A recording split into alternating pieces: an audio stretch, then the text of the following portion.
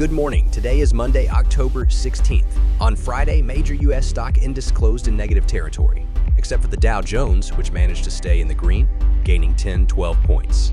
The Nasdaq, on the other hand, saw a loss of 125 points. Despite this, all indices managed to end the week positively, with the Nasdaq remaining relatively flat, while the Dow Jones closed with a gain of about 80 points.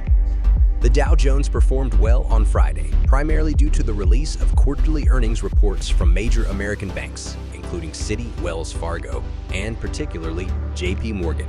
JP Morgan exceeded expectations with a 35 profit growth and a 22 increase in revenue, demonstrating the benefit of high interest rates for banks.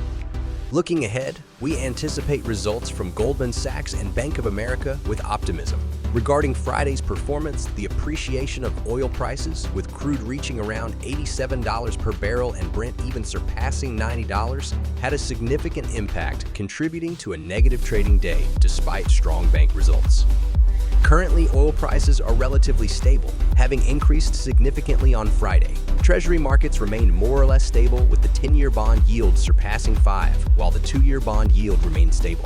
Tensions in the Middle East persist, with a ceasefire signed between Egypt and Israel in southern Gaza, although Israeli sources have yet to confirm it. The situation remains tense, with the risk of escalation involving Lebanon and Iran.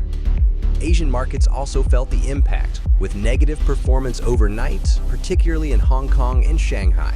The Chinese central bank injected a substantial amount of money into the market, marking the largest money issuance since December 2020.